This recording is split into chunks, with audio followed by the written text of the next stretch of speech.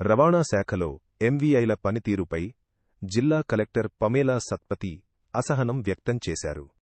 20 లక్షల రూపాయలు ఖర్చు చేసి ప్లాంటేషన్ మౌలిక వసతులు ఏర్పాటు చేస్తే కనీసం 20,000 రూపాయల నిర్వహణ చేయలేని పరిస్థితి ఎందుకు వచ్చిందని ప్రశ్నించారు.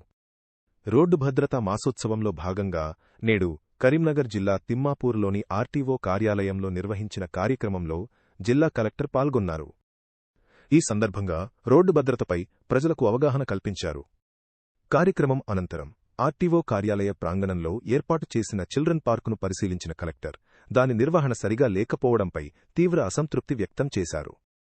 పార్కు అభివృద్ధికి సుమారు 20 లక్షల రూపాయల నిధులు కేటాయించినప్పటికీ కనీస స్థాయి నిర్వహణ కూడా లేకపోవడం దురదృష్టకరమని పేర్కొన్నారు. అధికారులు బాధ్యతాయుతంగా వ్యవహరించాలని, ప్రజానిధులు సద్వినియోగం అయ్యేలా చర్యలు తీసుకోవాలని సూచించారు.